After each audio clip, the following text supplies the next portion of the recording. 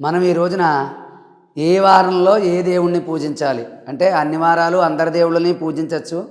కానీ మనం ఏ రోజున ఏ దేవుణ్ణి ఎక్కువగా పూజిస్తే మనకి మంచి ఫలితం వస్తుంది అనే విషయాన్ని మనం ఇప్పుడు తెలుసుకుందాం.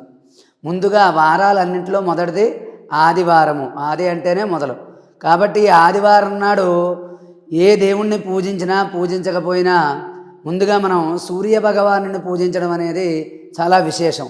ఎందుకంటే ఆరోగ్యం భాస్కరాదిచ్చేత్. మనకి ధనమున్నా ఎంతున్నా ఆస్తి ఉన్నా ఏమున్నా కూడా ఆరోగ్యం లేకపోతే ధనాన్ని మనం సుఖంగా అనుభవించలేము. మనకి ఎన్ని భోగభాగ్యాలున్నా ఆరోగ్యం లేకపోతే మనం వాటిని అనుభవించలేము. కాబట్టి మనకి వారాలన్నింటిలో మొదటిది ఆదివారం.